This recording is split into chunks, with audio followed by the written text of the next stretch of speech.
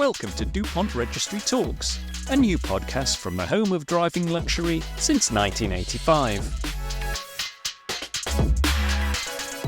Hello everyone and welcome to this episode of DuPont Registry Talks. I'm your host Charles Bradley, and today I'm joined by two eminent guests from our wonderful world of luxury lifestyle.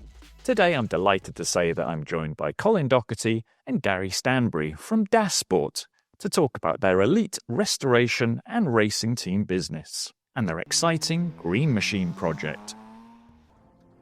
So Colin, tell us a little bit about duPont, the origins and the journey you've been on all these years. It's been a lot of fun. About 1992, I was just getting ready to graduate college in the Philadelphia area, and my father had Docherty Automotive Services, so we came up with DAS Sport, the sport division. Yep. And mostly at that time, we were bending up roller bars and cages in duPont, and we were trying to separate it from a fairly well-organized car service business. And what we ended up doing was bending up roll bars and cages to fit into Porsche cars for guys that use their car on the track. And the bars would bolt in with no cutting or drilling or damage to the car in any way, no welding. It could literally be like installed in the car, removed later with no evidence it was ever in there. So sorry, but there's probably a lot of 911s that have never been on the track because it never had a roll bar. But that's how the whole thing kind of started. Yep. And it's been a lot of fun ever since about that time. Yeah. And how did it morph into the whole kind of racing deal as well? Well, I think it was like my dad put me in a car. I think I was 16 years old, went to like an SCCA autocross type of thing and a 911 SC of his.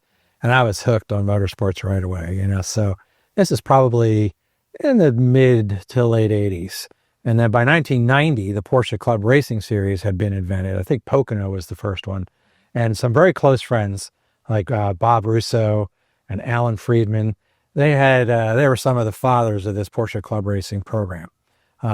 And Bob Russo was like a Porsche Club driving instructor, mentor of mine from the Riesentoter region, Philadelphia area Porsche Club. So they're like, hey, you got to get your Porsche Club Racing license. We're going to go racing. And I'm like, oh, great. Hey, Dad, we got to take that street car 911 with the air conditioner. We got to take all that out and put a roll cage in it.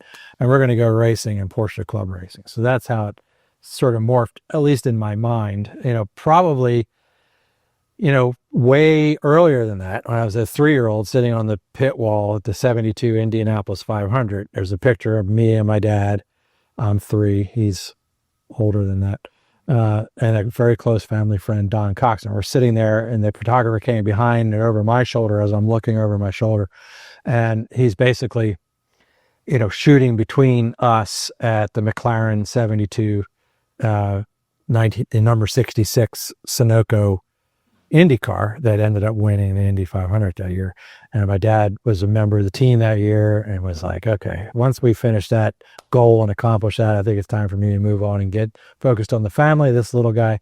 And, I'm sitting there on the pit wall. These cars are revving up, no ear protection. It's just so awesome, so. But then obviously you were lured into it. You just were... What? I can't hear you. You were lured into it. Very good. And that was it. You were hooked and you turned it into a business, right? Yeah, that's it. I was a decent student. Wasn't, the best, like most artists, I think, in the sense, that we do this passion, right? We take this amazing car that someone else has, put millions of hours into designing, and we just do our little take on it. Yeah. And that was sort of my knack, and that was my forte, and something I was good at, and I felt like I was accomplishing something important. So fast forward to today, obviously you were in the contemporary world at that point, but now it's like the more historic side of the business and restoration. Yeah, that's right. So how do you morph it into that, right? So you burn up a lot of blood, sweat, and tears through the years, and a lot of cracked knuckles, and you have a lot of mechanics that you've worked with, and you learn what you like about the business, right? So bringing people to the track and inspiring people to, become the next custodian, the next owner of some of these fantastic race cars. They just sort of get burned up by the team that's currently racing them. Yeah. And then they have to move on to the next thing fairly quick because they have they might have a big car manufacturer like Porsche breathing down their neck, or sponsors, or just friends. They just want to move on to the next thing. So they're like, oh, that old thing, from 2 years ago, or, that's not current anymore. Okay. So what if like a guy like me gets the car and we turn a guy like, some of our client customer driver friends into the car and turn them loose on a track in historic sports car racing with a group like HSR. And they have such a great platform, gentleman racing, no contact, safe racing, and just, the smiles per mile are just explosive. I mean, it's the best thing. They do a great job documenting it. They have Jessica Jonk out there with her, camera every corner and gets these amazing photos. And she makes just regular race car enthusiasts and drivers look like superheroes out there. It's just pretty fantastic. Yeah. So which cars have you got on the go right now? Obviously, we're just coming up to Monterey. Well, yeah, we're coming up to Monterey. We've got 5 cars going out. We have a historic 2008 Grand Am spec 997 GT3 Cup. So that's a 2008 911 GT3 Cup factory race car, specially tweaked by Porsche in 2008. Only 11 made that make the car extra special. And that car is going to be going out, and Marino Franchitti is going to be driving it. For a new client owner that just purchased the car. That was my everyday car in HSR last season. So they bought the car from me, and he's hired Marino Franchitti to drive the car at the event coming up at the Rolex reunion. And then we have Gary Stanbury, my partner in duPont, fantastic Porsche 1981 924 GTR. That is a Holbert-built car. So when Al Holbert was like the king of Porsche motorsports in those times of the 80s, he had a lot of ability to do things that he wanted. So a pet project to him was to get these, water-cooled 924, 944 cars moving through his dealerships. What a better way to do it than put them out to race, right? So they figured, okay, if we make like a kit car for SCCA, you could take a D production car and buy a kit from us and bolt it on, or you could have a whole tube frame 924, sort of what the fab car morphed into, the 7 fab cars later. Basically, make this fantastic racer. So Gary's driving this 924 GTR, which is like the only Holbert built, essentially the prototype car that they ever got through with Porsche on. And they did race. Paul Miller drove the car for Herman Miller Racing Team, and it was quite famous and successful at the time, and just fantastic car. And then later, when Porsche's direction changed and they were like, we really want to focus on these cars, right, in these racing series, this 924 project, this has to be benched. I think he must have got a call from someone slightly higher up the chain than him and said, let's chill this out. And then, of course, with his death, and I think it was probably 88 or 89, if I recall, I think the whole thing got ended. But, basically, I would say one of my favorite cars and the biggest impression as a high schooler was the 924 944 GTR, which leads me to my next car, which is the 944 GTR coming to Monterey with us. Fantastic car. It's the Electrodyne car. Just amazing red color with yellow graphics and so cool. I'm going to be driving that car. It's a 1987 944 GTR. It's the only one ever built for IMSA racing. So it has air jacks and other customizations with the car, air jacks, the power of the car. So we just refreshed the engine for Monterey. I've owned the car for 3 years or so now. It's like the 3rd time I've refreshed the motor. I think we got it right this time. So it's a tricky little thing. I ran into Dieter from Andile at an event last year. The guys from Porsche Motorsports introduced me to Ralph Halleck. And, he was like, hey, you got to meet Dieter if you have this car. He's got a lot of stuff for it. I'm like, sure. Everyone says that, but you never know what you're getting into. So I left the Monterey reunion that year and drove all the way down to wherever Dieter was. It was far away from where we were.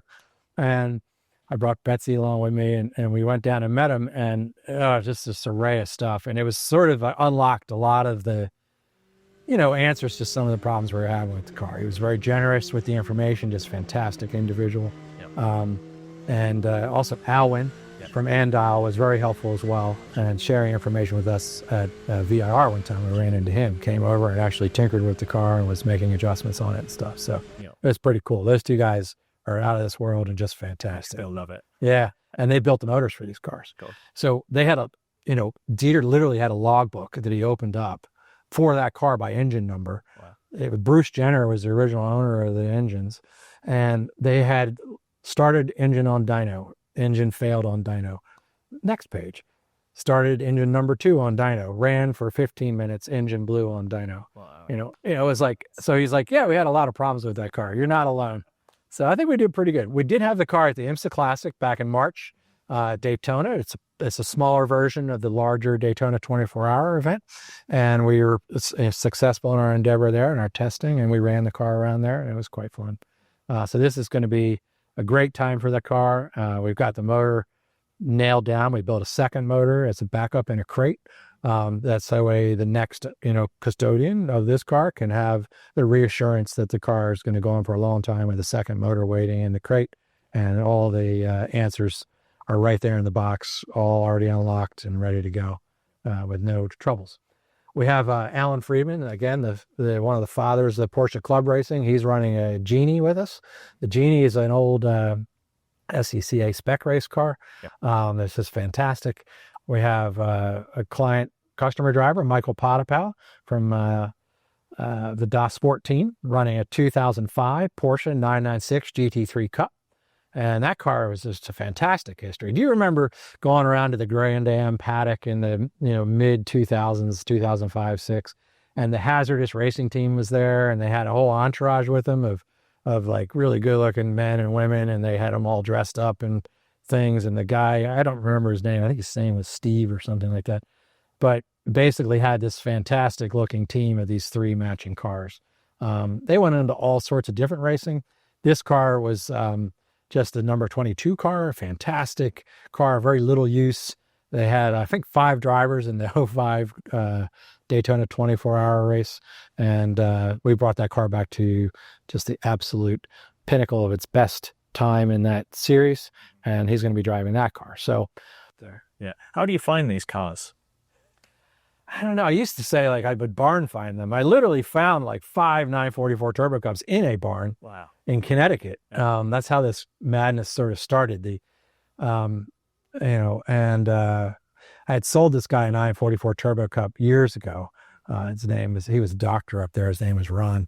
And I sold him the Bill Adam car, number 3 car. And I had watched that car transact. Someone had celebrated they had bought the car on Renlist or something. And I was like, whoa.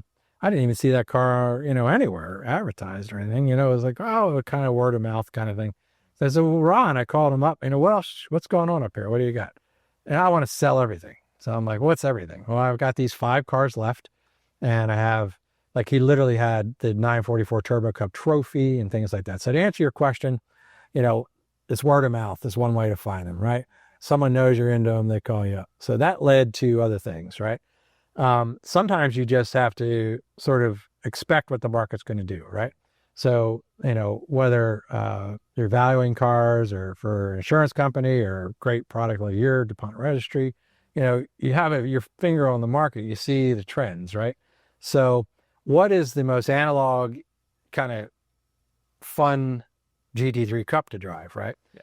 You don't really want the modern 992 or 991.2 if you're a regular guy, because you got to have a whole computer squad with you, and you bend the tub, you got to replace the tub. It just gets to be not fun, right? When you're replacing the car with another car because you bent the car, right?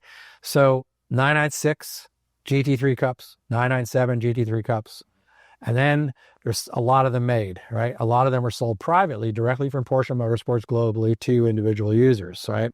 That guy might have just taken it to track days on the Nürburgring, or he might have gone to, just track days at a car club here in the US or something, right? So you got to think about it.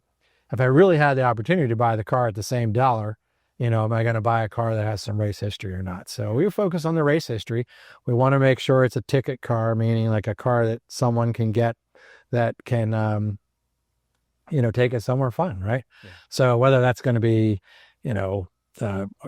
some of the big Super Bowl events, in the U.S., like the Rolex Reunion at Laguna Seca, or this new IMSA Classic stuff that's happening, or IMSA has come up with this group to keep the fans coming and packing them in, of the sort of grassroots guys running cars like us. It's a lot of fun. So I don't want to give away all the secrets, but certainly Renlist is a good place.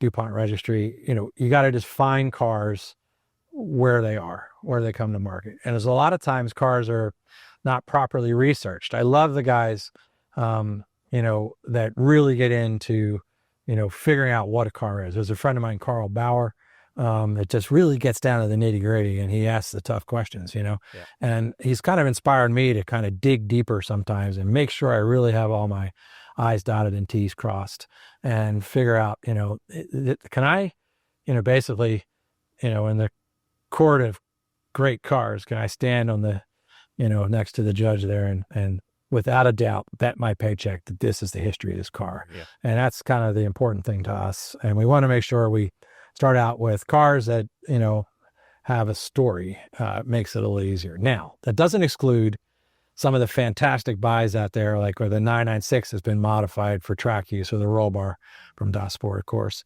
and some seats and belts and harnesses, right? Yeah. So, basically, there are other ways to do it. It doesn't have to be, a 996 GT3 that's been modified, but that car is like a 75 to 110,000.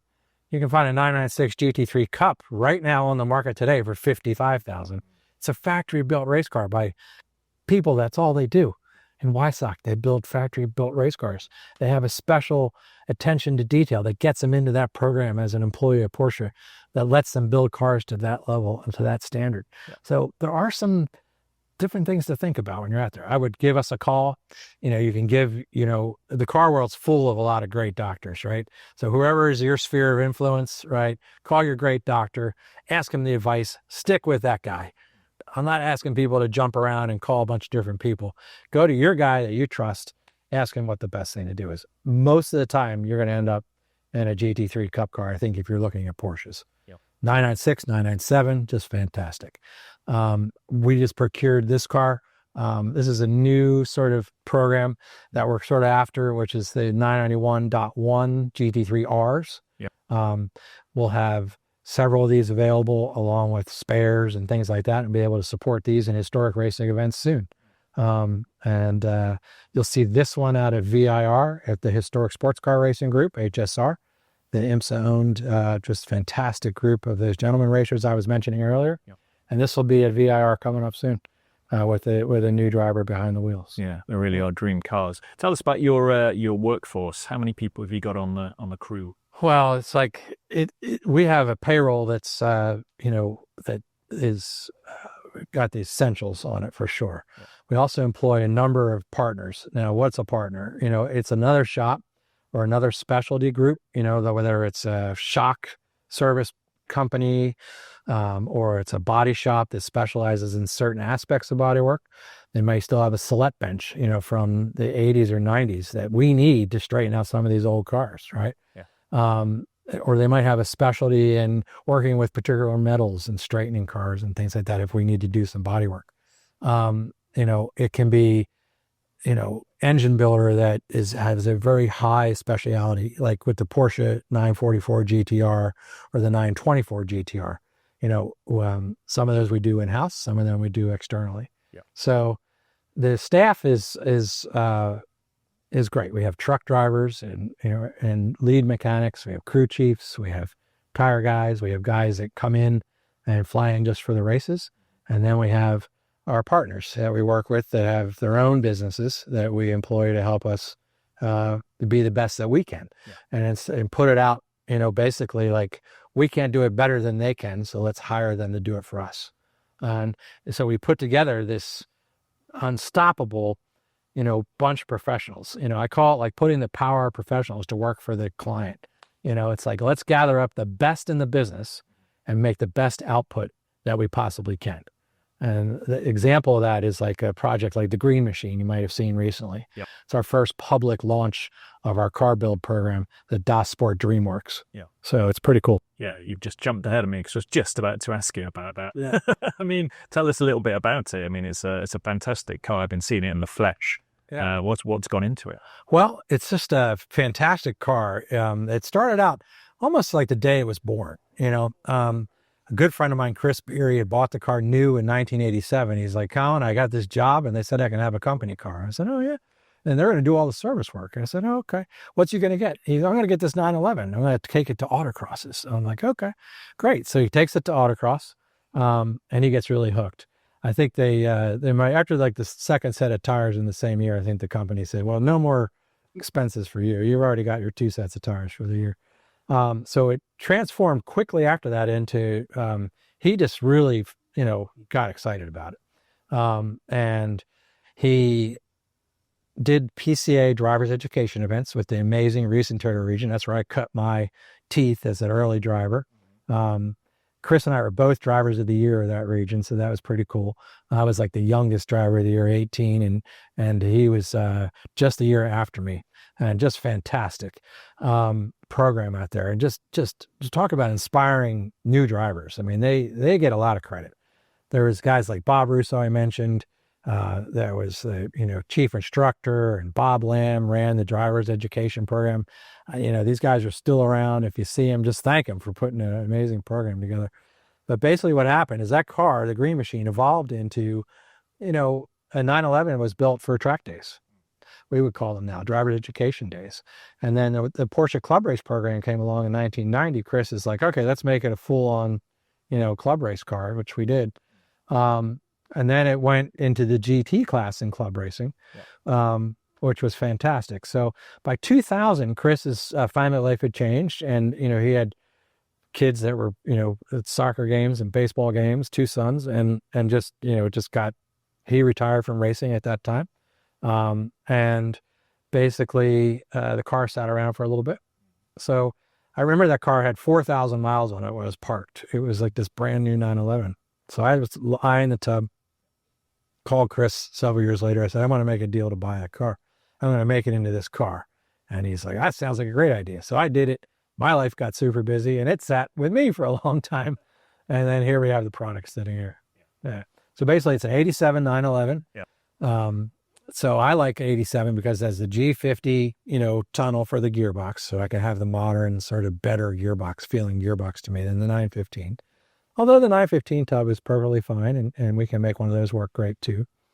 I saw a guy in Australia or something has a sequential 915 now. So I was like, oh, I want to try that. That seems pretty cool, So basically what happened is took the galvanized body, right, the great unibody from 1987, cut the, trunk lock plate off it and all that stuff so I can make a long hood out of it. It's true and correct with all steel fenders in the front and steel quarters in the back, but make it as light as possible. So got rid of all the stuff you don't need, and then put it back together with a dream of amazing suspension and tractive in the Netherlands helped us with that.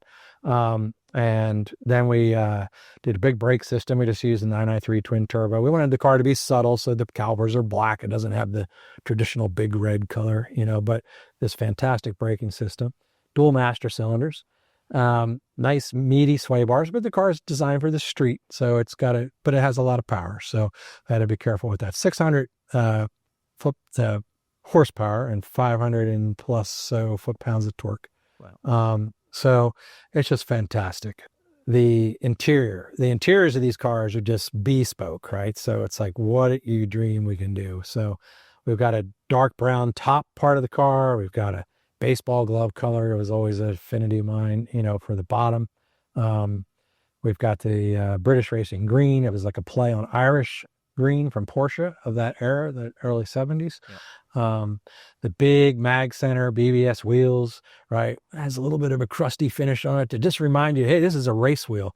It's made to be light, not pretty. So now BBS, when you order the mag wheel, it's all finished and polished and they're all beautiful. But these are old stock mag centers, so it's pretty cool, Then the power plant, right? You can't have a car that looks great that's not fast, right? So we had I had some experience with the 993 Super Cups, and I owned a GT2 Evo race car back in the day. So I always had this idea of the 993 twin turbo motor in an early car. The guys, Ken Bronsword and the guys up at Auto Associates were just fantastic in procuring and reminding me about this motor that we had in our possession, which was a 993 twin turbo motor to GT2 spec. We put it on Motec and we put it in this car. We freshened the motor and freshened the gearbox. And the guys at duPont got the whole thing working together and finally tuned. And it just came out perfectly. So that's where we made all the power. Yeah. The cool thing about it was we used the early style gearbox from the 930 4-speed. And you might say, the car's so fast, there's not a lot of time to be shifting around. Okay. So there's second and third, and then you got fourth as an overdrive, but that's about all you need. Okay. But we didn't have to cut the tub or do any modifications by trying to do something different with the gearbox. We've got new builds in the works. We got 2 coming down the pipeline now. We're still determining drive lines for those cars. And you may see some kind of cool stuff on those new cars coming through. Yeah. We hope to perfect a sequential that's coming out soon as well. So we went through the driveline, powertrain, suspension, brakes, the way the car looks, the bright works are just important. You got to have the pop out back windows, the clear glass. Yep. You don't want a lot of stuff that's like excuses, right? You look at the back window, there's no defroster wires. Well, how'd you do that? Well, you could still get the clear glass from Porsche for a 912, and it's in there. 912s didn't have rear defrost, right? So it's pretty cool. So you not looking at a backdate car that's like got all these reasons why it has that, right? Yeah. And, so how long do they take? A lot of people ask. About a year, to build it soup to nuts. That's if we have a tub. I like them to be slick top. I don't really find sunroofs to be, when I was a kid, a car with a non-sunroof, I think people were like poo-poo, Yeah. But I was always like a roll bar maker, so I wanted to have all that headroom and 6'1", so I needed a little extra for my helmet. So basically, slick top car. This car in particular, we've been doing the 993 roofs on, and that gets the wiper blades and arms centered on the front cowl. So that's pretty cool. So if the car's not already a slick top, we can make it with that, and we've got plenty of those roofs lying around that we bought old stock from Porsche. Yeah. We bent the intercooler over the motor so we could still use the ducktail. So we try to stay true and correct to the 73 RSR look. Yeah. And that's why when you walk by it, you're like, wow, this is pretty cool. But then it's got big 18s and it's got some other stuff that a real purist is going to be like, that's very nice. But the RSRs didn't have leather covered roll bars and carbon Recaro seats. But there are some modern, things that you want to do to make the car special. Exactly. And it wants to be bespoke, doesn't it? Right. At the end of the day. Bespoke's an important part of this. We've been building these cars for years, and we've kept it fairly private. Yeah. And even some of our owners that are now, getting to maybe the end of their ownership of the car and things like that. How do I move this car on to the next guy? No one knows about these things. So it's like, well, we got this program, bring my partner Gary into it, and he's been doing all this video. And we've been, really documenting and telling the stories of these cars. So we picked up kind of almost in the middle of the trend of building these with the Green Machine and said, okay, let's do one for ourselves that we'll hang on to for a minute. And then, tell the story of this car. That'll help the other builds. At the same time, it'll, help build future business, we hope, Yeah. Okay. So Gary, tell us your part in the duPont story. Well, I'll tell you, my part in the duPont story started about 4 years ago. A little bit of my story. I'm a McDonald's restaurant franchisee, still actively involved in that. Have my family, I've been in it for 45 years. The only job I ever had started in high school. And today we operate a number of restaurants in coastal and central Georgia. I've always been a car nut. And, as the opportunity presented itself, my wife bought she was the first Porsche owner in our family with a Macan S. And, I was making the trip up and down the highway on a regular basis from the coast to the central Georgia. And I said, I want to get me a road car as well. So I was driving, I think, a Mustang or something. I was a muscle car guy forever, had a number of muscle cars that I'd collected over the years. And I bought my first 911, a 2017 Carrera S. And, when you buy a Porsche, it's you come to understand that it's more of a family and a brand and a lifestyle than it is just, a car. I discovered that there were a number of incredibly down to earth, engaging people that love the brand, love other Porsche owners, and it's just a cool thing to be a part of. So with that, I started going to PCA, HPDE events with my son. Actually, my wife at the time, she had a Panamera, and that was a tough day on a HPDE. She got a little discouraged, and I'm like, okay, we had a 911. You brought a Panamera. It's a great car, but it's not, it's not a track car. Yeah. But anyway, that was kind of where it started. And obviously, as you get into these things, Porsches are kind of like Pringles, potato chips. You can't have just one. Yeah. Or McDonald's French fries. You can't eat just one. And so I got to wanting to build a track car, because I didn't want to run my street car all the time on the racetrack. I was doing a couple of weekends a month. And I had a friend of mine that had become a friend in PCA that he said, don't try to convert your street car to a car. He said, buy a car that's a race car that's already been converted. There's a number of them out there. Somebody's already spent a bunch of money converting it. Yeah. No reason to do it again. Just pick up where somebody else left off, or you may even run into a race car. So that's where mine and Colin's story started coming together. I still didn't know Colin yet, but Broad Era was running the 75th Porsche anniversary auction in Atlanta, and I was actually a VIR at a high performance driving event up there with just our local coastal Georgia PCA club. Had gone up there for a weekend, and I saw this car come up, and it was, Haggerty has a garage there in Savannah, so I'd seen this car live, and I said, well, you know what, I think I'll see what happens with this car. Maybe I try to buy it. Surely I'm not going to be able to buy a 2001 Porsche factory built European Super Cup car that was driven by Pedro Cuchero and as a pro back in the day. Yeah. And but sure enough, I was online bidding on the thing, and I had my limit number. I put one last bid in, and the bid ran out, and I ended up with a 996 Cup car at what I felt like was a very reasonable price. It's meant to be. Yeah, it was just meant to be. So there I had bought a race car and didn't know exactly what to do with it. I cranked it up, and it just made a terrible racket. Just didn't know what that was. And I asked, what do I need to do with this car? Is it ready to go on the track? It sounds really wild. Rickety. Yeah. And he says, well, I know a guy up in Gordonsville, Virginia that's an expert on these things. He said, I think you go up there and let him, spend 10 grand on it or whatever, and let's get it checked out and make sure everything's okay. Get you a new seat in it, a new set of belts, and because the car's in pretty good shape otherwise. And he said you can get that noise, checked out while it's up there. So at the time, I did not understand what straight cut gears were. So I thought the thing was blowing up, and that's just what these Cup cars sound like, just right with a 6-piece manual when they're sitting there idling and the clutch is out. They just make a terrible rattling noise.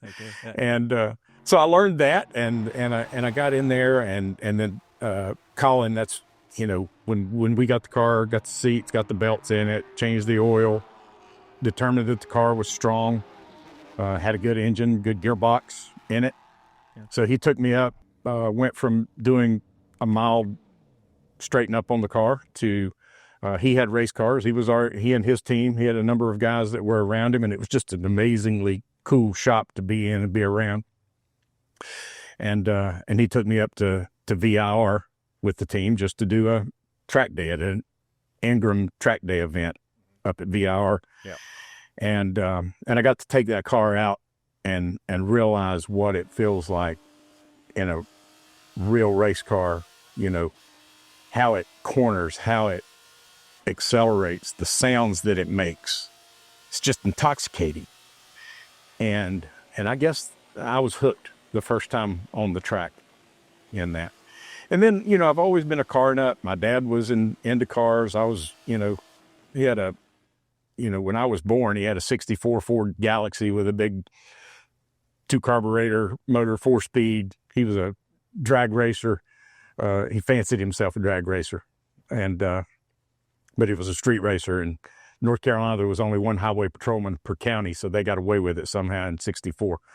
But anyway, it was kind of bred into me, I think, a passion around cars. And then I had a cousin that was very early on. I got into cars, American cars, European cars. I was just a car nut. I just never had any money or the ability to do it. So I love cars. I read about cars. I had posters on my wall, and I was a car nut. So when I got to a VRR experience, a Porsche race car that I owned, and saw that I was running 150 miles an hour in the backstretch within a day or so safely. Yep. And that the way that it stopped, the way that it,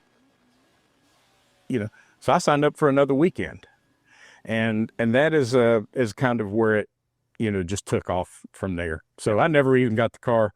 In fact, the car's never been back to my house. I've owned the car for, 4+ years now. And next thing you know, before I knew it, I had I was trying to get my license, going to Skip Barber, advanced racing school. I wanted to race in HSR and PCA club racing, and Colin, he talks about all the mentors he's had, and my goodness, just the wealth of knowledge and relationships that his family has been able to develop over the years. And we'd become somewhat friends during this restoration, or just, what started out as a $10,000 freshening of a cup car just turned into a brotherhood, a new best friend. And we really kind of hit it off. That's awesome. And I determined that he asked me, on that first track day, he said, "Are you sure you've never driven a race car before?" He said, "Because you're going incredibly fast for someone who's never driven." I'm like, "No, I've always visualized it. I played it on video games and so forth." And he says, "Well, he said, I think you probably could have been racing earlier on." He said, I have a hard time believing it. So I actually must have had some bred in or some natural ability that I was able to build off of. Yeah. And that's kind of where it went with duPont. So I ended up, by the end of that year, getting my PCA club racing license and HSR license. And the following year, bought a 944 Turbo Cup to run. I figure I've only got so many weekends left in my life. I've worked really hard for 45 years. Yeah. And I've got more weekends behind me than I've got in front of me. I want to have as much fun as I can while I can. I've seen people work themselves to death into an early grave and never enjoy, any of their, we take care of our communities. We take care of our people. We take care, it's been just such a blessing to be a part of it. But, there's a little room after you do all that to have a little fun. Yeah. And I decided, hey, you know what? My wife enjoys it. She enjoys watching it. So this is something that I think I could do. Yeah. And it just really turned into, took a couple of years and just kind of went from a customer to telling Colin, hey, this is something I want to do for some time now. Someday I'm probably going to, run out of money. And I said, I don't want to do that. So I said, I wonder if there's a way I could figure a way to be a part of what you're doing and help grow this business to help us, continue to expand to where it's, we can help other people do it. So I figure in race cars, one way to be successful is to help other people be successful. I've told that to people that work, for me, I didn't finish college. I did everything, through hard work at McDonald's, and learned everything kind of on the ground and as I was going, and learned that if you want to make a lot of money, the best thing you can do is make someone else an insane amount of money. So don't be afraid to work. Don't begrudge the person that's doing well that you're working with. Yep. So you kind of take that and apply it to cars then in this part of the business. So that's where I felt like as I went through and learned all the things that I learned and racing the cars, and some of the mistakes that I made, and some of the money that I spent having to, fix. They quit letting me have a splitter on the front of my car because I would drag it off on a curb or something inevitably. So they finally just made me stop running it. So you don't need to spend that $200, every weekend because you're going to tear it off. I've actually gotten now to the point to where I've run with the same splitter the entire year. So it's an evolution of going from being a new customer that just enjoys going really fast, and then you get exposed to the value of duPont and the relationships that Colin has got. In my first year, I was at VIR. I said, I want some coaching. So we had in there. So I found out that one of his great friends was Johannes van Overbeek. Yeah. That is a Sebring 12-hour winner. And he's now a friend of mine. And he got to be a coach. Yeah. Coach. Yeah. And so, and Peter Krause at VIR, and these things with V-Box and all the data that you've got, and understanding that this car could tell you when you're braking, when you're accelerating, are you braking too early, or are you accelerating too early, and understand the dynamics of a car and how you apply brakes to get into a turn and complete the turn and get your car straightened out and then accelerate hard out of the turn. There's just a whole lot to it that you just get through learning and experience. So with my time at duPont, I got to spend time with Pat Long, was a coach one weekend. Yep. And Johannes and Peter and Andy. And, we just had a number of folks that I've been able to be exposed to in doing this. And to the point that he was talking earlier, but, Alan Springer, the guy that, was a big part of Andal, or was it that to meet these folks, just all started because I bought a 2017 911S and took it to a PCA HPDE event. And it kind of evolved out of that. So fast forward 2 or 3 years, I see some of the great things going on in the shop, and I see Colin, he's in a race trailer. We're there at a race weekend at HSR, and he's, banging out invoices and ordering parts for all the stuff that's going on back at the garage. And, then he's flying over, to go, through Croatia and Greece and everything to ride with a customer in a old Bentley and when you start looking at all of those things that duPont is, that was where I said, hey, is there anything I can do to help you? I would love to be a part of this if you would allow me to, because I couldn't go out and form a business with the foundation that this one has. And you've got such a great legacy and a great team that it was just I'm an inquisitive guy, and can't help but see where I think, the business part of it could go and the fun part of it could go. Yeah. And that's just kind of where I came to be involved. And he allowed me to be a part of that. Yeah. And he took some of my money to allow me to be a part of it, but like that's okay. That's he had something that was very valuable that I wanted to be a part of, and I was willing to give up some of that to be a part of it. Yeah. Thanks to my guests, Colin and Gary, for joining me today. And thanks to you too for joining us. We'll see you next time on duPont Registry Talks. And remember, drive safely.